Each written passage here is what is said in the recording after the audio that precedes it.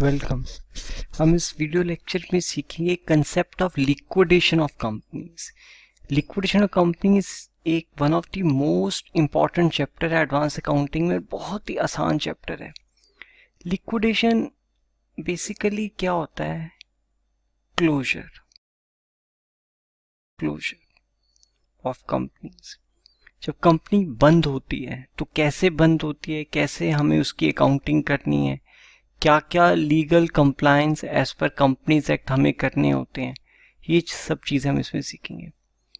Section 270 of to section 365 of the Companies Act 2013 contains provisions regarding liquidation of companies. Liquidation of companies done by the liquidator. And there are two modes of the liquidation. One is compulsory winding up by court and other is voluntary winding up. जो by court होती है that is section 271 subsection 1 by the order of the tribunal as per the Insolvency and Bankruptcy Code 2016. एक ये Insolvency and Bankruptcy Code 2016 है, उसके हिसाब से भी वाइंडिंग अप होती है as per the code. अब वॉलंटरी वाइंडिंग अप है section 304 of the companies act. As per section 2 subsection 94A of the companies act 2013 winding up means under this act. जब वाइंडिंग अप की बात करते हैं तो उसका मतलब अंडर दिस एक्ट और liquidation under the insolvency and bankruptcy code 2016। तो जब हम वाइंडिंग अप की बात कर रहे हैं तो उसका मतलब क्या है? अंडर दिस एक्ट और liquidation under the insolvency and bankruptcy code 2016। बहुत ही आसान टॉपिक है। नॉर्मली लिक्विडेशन में following 4 types of questions are asked in the case of liquidation examination point of view से। One is B list, contributories liability. Second is liquidator final statement of account. Third is statement of affairs बनाने को कहते हैं. Fourth है receiver receipt and payment account along with liquidator final statement. मतलब normally liquidation में 4 types of question examination point of view से पूछे जा सकते हैं और बहुत ही आसान है। ये ना फॉर्मेट बेस्ड है चैप्टर, तो अगर हमें पता लग गया कौन सा आइटम कहाँ पे लिखना है, बस कोई दिक्कत नहीं आएगी और बहुत अच्छे मार्क्स लिक्विडेशन में कोई भी स्कोर कर सकता है। बट आप इस लेक्चर को बिल्कुल ध्यान से देखना है क्योंकि कई टेक्निकल टर्म्स हैं जो आपने पहले कभी नहीं देखी, तो आप जितना ध्यान से समझोगे आपकी अंडरस्टैंडिंग अच्छी होगी। और प्लीज़ आप लिखो। देखो, मैं एक चीज़ हमेशा कहता हूँ कि जितना आप लिखोगे वो आपकी लॉन्ग टर्म मेमोरी में जाएगा और आपकी अंडरस्टैंडिंग बहुत अच्छी हो जाएगी। हमेशा एक आपका, मैंने पहले भी काफ़ी दफ़ा ये टिप दिया हुआ है, आप कुछ भी पढ़ो, आपको एक दफ़ा समझ नहीं आता, सेकंड दफ़ा देखो नहीं आया, थर्ड दफ़ा बड़े ध्यान से देखो, हाई प्रोबेबिलिटी वो समझ आ जाएगा। यही टिप मुझे एक हमारे क्लास 12th के एक टीचर ने दी थी कि कोई चीज़ समझ नहीं आती, एक दफ़ा देखो नहीं आया, फिर से देखो नहीं आया, फिर से देखो, हाई प्रोबेबिलिटी है 3 दफ़ा देखोगे तो आपको समझ आ जाएगी। यही टिप मैंने खुद इस्तेमाल किया तो भगवान की दया से मुझे सीए में भी कोई दिक्कत नहीं आई और प्रभु की दया से CWP जिसको हम सीए में कहते हैं वो भी भगवान की दया से आराम से हो गया। तो ये टिप आप भी इस्तेमाल करो कि कोई चीज़ नहीं समझ आती तो कोशिश करो 3 दफ़ा देखने की, तो आपकी अंडरस्टैंडिंग अच्छी हो जाएगी। प्लीज़ आप लिखो ज़रूर। अब contributory under section 285 subsection 3 of the Companies Act 2013 means a person liable to contribute to the assets of the company in the event of its wind up. A-list contributories को हम क्या कहते हैं? Present share holders. जो A-list contributories होते हैं वो present share holders होते हैं। Is the list of persons who are shareholders on the date of commencement of winding up. B-list contributories क्या होते हैं? Past shareholders. Is the list of those persons who were members having partly paid shares during the 12 months preceding the date of commencement of winding up. The liability of B-list contributories commence only when जो present share holders होते हैं, जिनको हम list A contributories कहते हैं, refuses to make the payment. Actual liability of B-list contributories is the least of the following. जो actual liability है B-list contributories की, that is least of the following. Creditors outstanding on the date of ceasing to be the member, or total unpaid amount on shares. जो liability होगी B-list liability की, वो least होगी creditors outstanding on the date of ceasing to be the member and total unpaid amount on the shares. ये basically जब हम creditors outstanding की बात करते हैं तो ये होता है share in creditors outstanding on the date of ceasing to be the member, और ये इसका एक फॉर्मेट होता है statement of liability for B-list contributories का. तो बाकी बस फॉर्मेट हम नेक्स्ट लेक्चर में समझेंगे. बेसिकली इस लेक्चर में यही अंडरस्टैंडिंग है कि लिक्विडेशन में किस टाइप के क्वेश्चंस आते हैं और क्या बेसिक कंसेप्ट है. आप इसको नोट डाउन जरूर कर लीजिए. Thank you. वेलकम. अब हम इस लेक्चर में बेसिकली हमने सीखना है कि जो लायबिलिटी होती है B-list contributories की, वो हम कैसे निकाल सकते हैं. तो जैसे कि फॉर्मेट है, अब फॉर्मेट में डेट दी हुई है, क्रेडिटर्स आउटस्टैंडिंग दिया हुआ है, इंक्रीमेंटल अमाउंट दिया हुआ है, रेशियो दिया हुआ है, और नंबर ऑफ शेयर्स हेल्ड दिया हुआ है, number of shares held by the share holders. मान लो कि there are 4 share holders A, B, C, D having shares and the shares are not fully paid up. तो जितने पार्टी पेड अप है उसको कैसे हम देखेंगे. तो हम उनका निकालेंगे maximum amount payable to creditors कितना है, और मैक्सिमम लायबिलिटी ऑन शेयर्स जो उनका अनपेड अमाउंट है. Maximum unpaid liability on shares, lower हम लेंगे ए का और बी का. ये बहुत ही सिंपल क्वेश्चंस होते हैं लिस्ट B-list contributories के. इसको हम देखेंगे किस वे से हम इसको सॉल्व करेंगे. बट आप ये कंसेप्ट और ये फॉर्मेट जो नोट कर लेना. नॉर्मली इसके एटलीस्ट 5 से 6 इसकी कॉलम्स होते हैं. ये कॉलम तो फिक्स है, debt, creditors outstanding, incremental amount, ratios, और ये डिपेंड करता है कितने शेयर होल्डर्स हैं जिसका हम निकालना चाहते हैं. अगर 5 हैं तो 5 कॉलम बनाएंगे, 7 है तो 7, 10 है तो 10. बहुत ही आसान कंसेप्ट है, आप इसको प्लीज नोट डाउन जरूर कीजिए. Thank you. वेलकम. अब इस वीडियो लेक्चर में समझेंगे कैसे liquidator final statement of account बनाते हैं, क्या उसका फॉर्मेट है, कौन कौन से आइटम्स लिखते हैं, क्यों लिखते हैं, क्या है उसका क्या ऑर्डर है. ये नाम क्या है, liquidator final statement.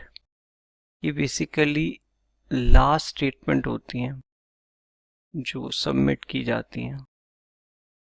It is simply receipt and payment account. ये समरी ऑफ कैश बुक है without cash and bank column.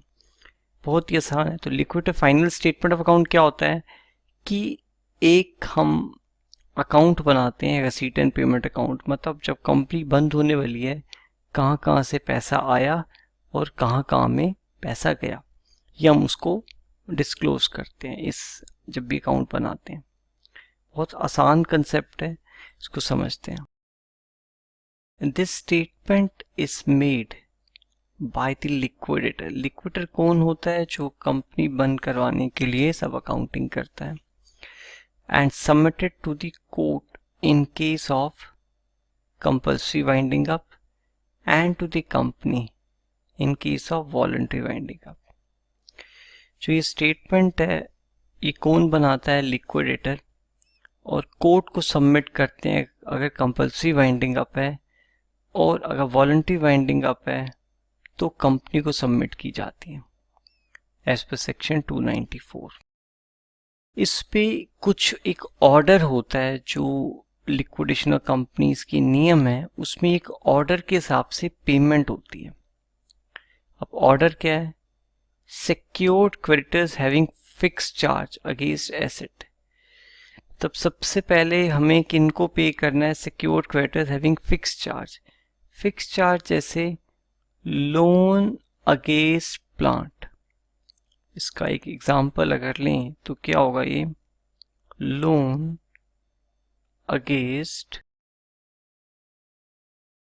Security of plant.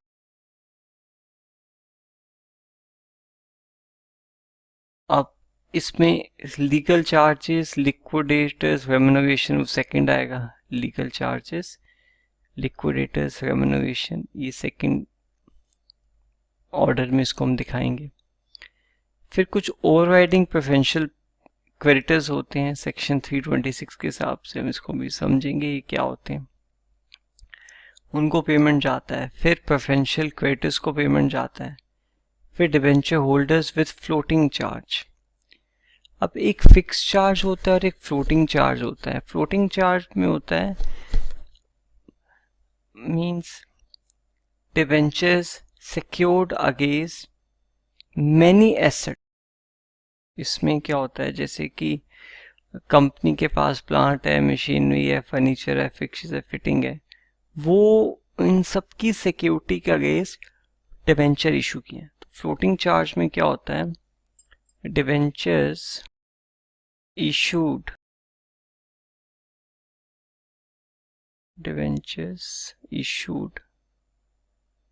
secured against many assets। फिर अनसिक्योर्ड क्रेडिटर्स को हम पेमेंट करते हैं। अनसिक्योर्ड क्रेडिटर्स बेसिकली वो creditors होते हैं जिनको पेमेंट करनी है और हमने कोई सिक्योरिटी नहीं दिया उनको। फिर प्रेफरेंस शेयर होल्डर्स को पेमेंट किया जाता है, उसके बाद इक्विटी शेयर होल्डर्स को पेमेंट करते हैं। तो नॉर्मली ये ऑर्डर हो। अब हम इसका एक फॉर्मेट समझते हैं, बहुत आसान है फॉर्मेट और लिक्विड फाइनल स्टेटमेंट। ये बहुत ही सिंपल फॉर्मेट होता है, बहुत ही आसान है, बस आपको लिखना ज़रूर है। आप जितना लिखोगे आपकी अंडरस्टैंडिंग बहुत अच्छी हो जाएगी। अब फॉर्मेट और liquid final statement, asset values net of expenses. Net of expenses मतलब अगर एक एसेट बेच के हमें 100 रुपीज़ मिलते हैं, 5 रुपये हमने कमीशन दिया, तो नेट कितना हो गया? 95।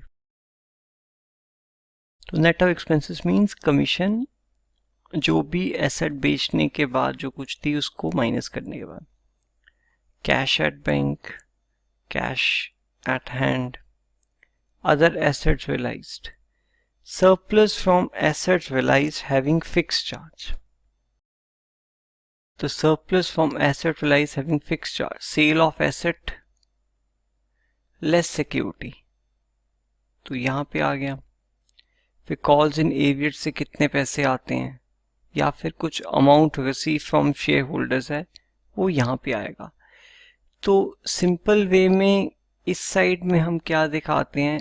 रिसीट्स दिखाते हैं, और इस साइड पे हम क्या दिखाते हैं? सब पेमेंट्स दिखाते हैं। तो पेमेंट्स में जैसे हमने देखा लीगल चार्जेस कुछ हमने देने हैं, या लिक्विडेटर कम्युनिकेशन, ये वाला ऑर्डर है और इस ऑर्डर को मेंटेन करना होता है। ऑर्डर ऑफ पेमेंट्स को फॉलो करना मस्ट होता है। liquidity remuneration, debenture holders payment, including interest up to the date of voluntary winding up, creditors preferential, preferential को कितना देना है, other creditors को कितना देना है, other payments, फिर payment to preference shareholders including arrears of dividend। जब preference shareholders को हम पेमेंट करते हैं तो उनका जो भी arrears है डिविडेंड का हमें वो भी पेमेंट करनी है तो आएगा। Payment for calls in advance and payment to equity share holders. तो payment for calls in advance और इक्विटी शेयर होल्डर्स को जो देंगे वो भी हमें इसको यहाँ पे दिखाना होगा।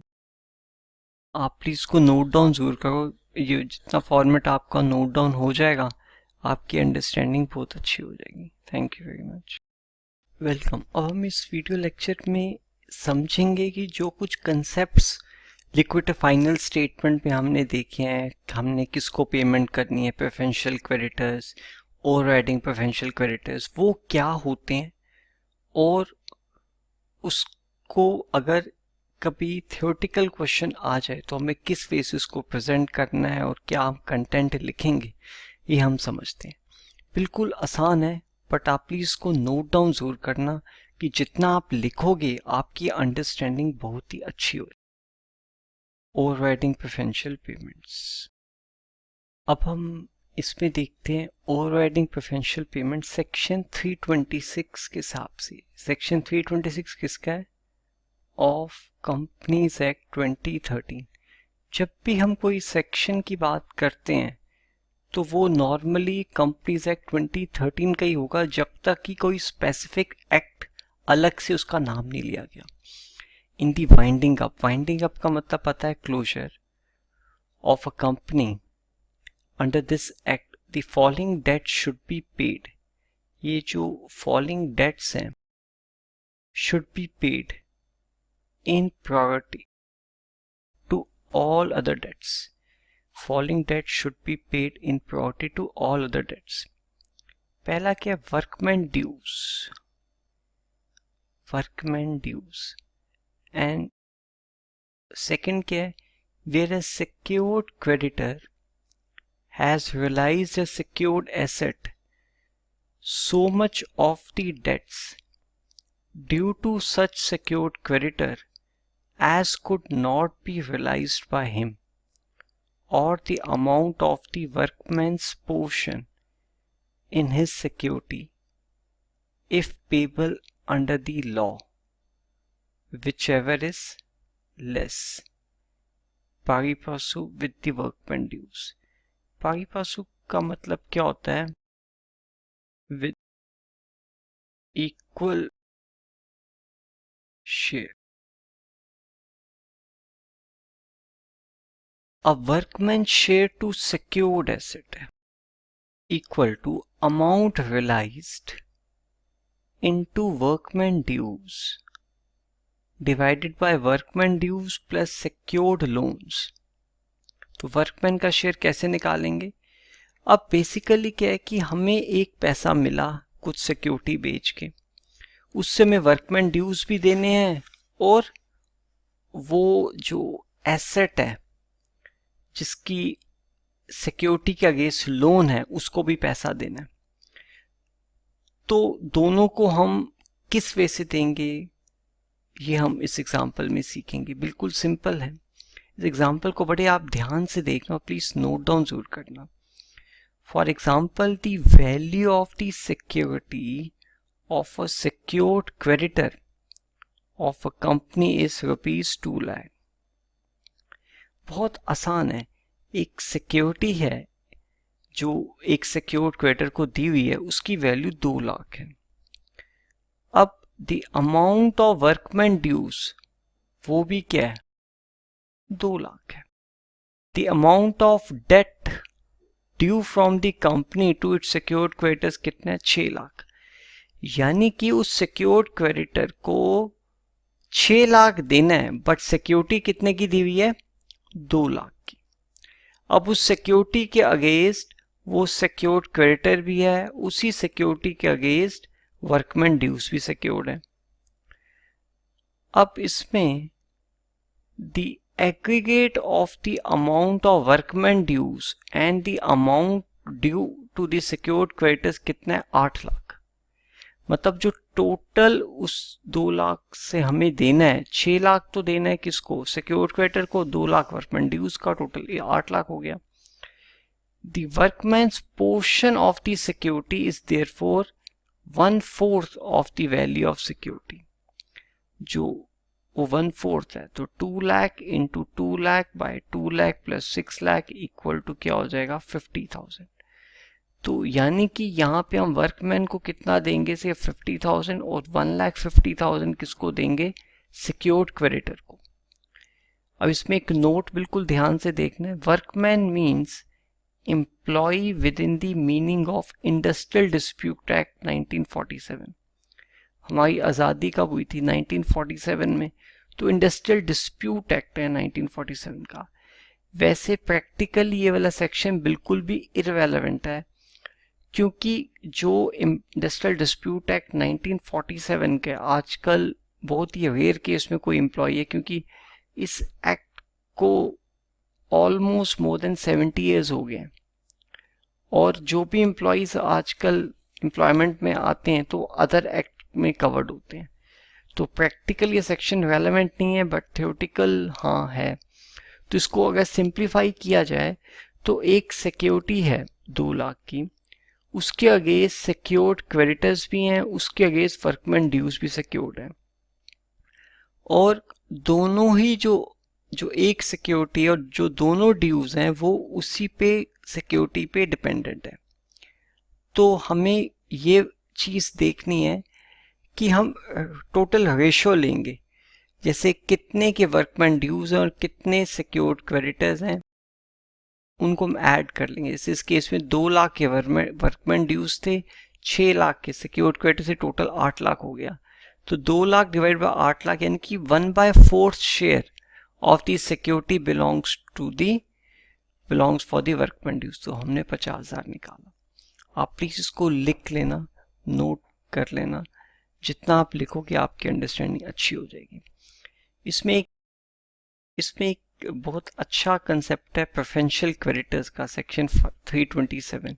It includes the following, all the following have equal preferences among themselves.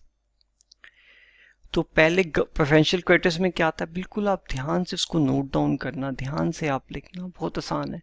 कोई भी गवर्नमेंट ड्यूज जैसे कोई भी इनको रेवेन्यू देना है, टैक्सेस देना है, rates becoming due and payable by the company to government within 12 months. कब, before the starting of the winding up, without any limit.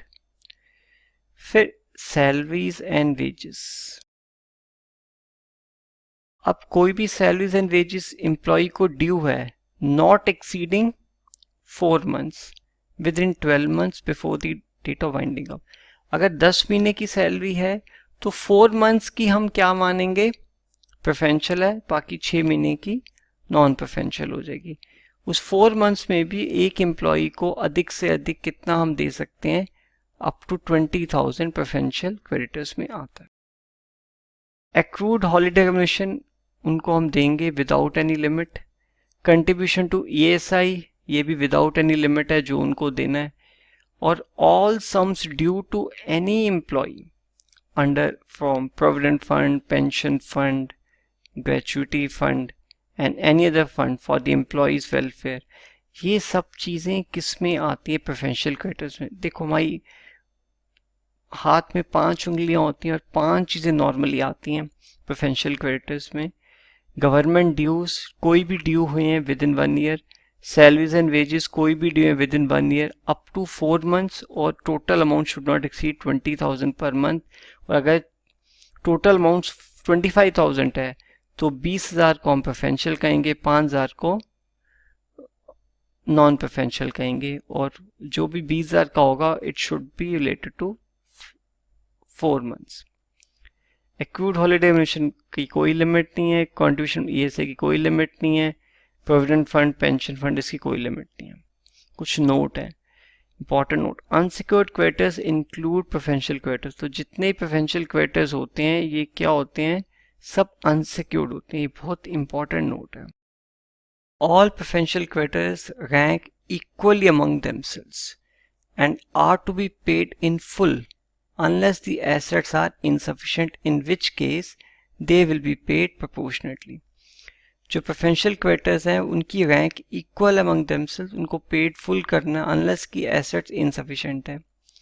Employ does not include a person in managerial capacity like director, managing director, ये employ में नहीं आता.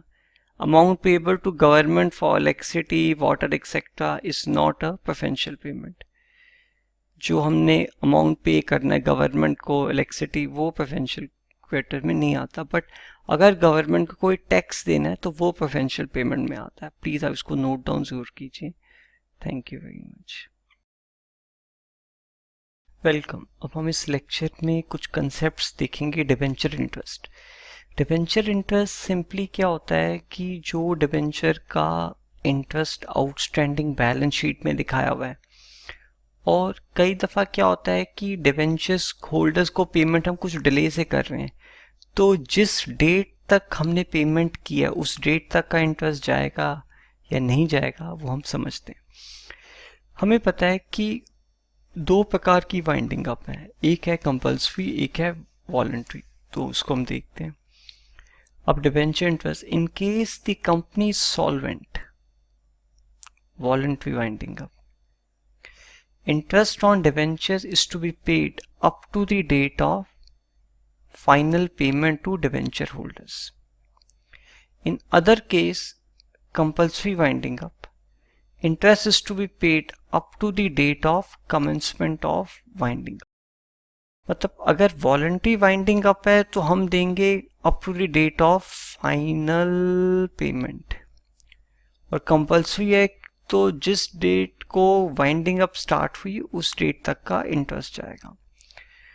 और if question silent है तो always assume voluntary winding up. If question is silent always assume that it is voluntary winding up. अब dividend की हम बात करते हैं. Equity dividend declared but not paid are to be paid as unsecured debt. देखो, एक dividend propose होता है, एक होता है डिक्लेयर. जब डिविडेंड डिक्लेयर होता है तो वो लायबिलिटी बन जाता है, प्रपोज डिविडेंड लायबिलिटी नहीं होता. तो equity dividend declared but not paid are to be paid as a unsecured debt. जो एरियर्स होते हैं किसके, प्रेफरेंस डिविडेंड के, has to be paid always in case of cumulative preferences. जो एरियर्स होते हैं प्रेफरेंस डिविडेंड के उसको हमें हमेशा पे करना है in case of cumulative preferences. If question is silent always assume preferences are cumulative. If question is silent, then always assume that if question is silent, then always assume that preferences are cumulative.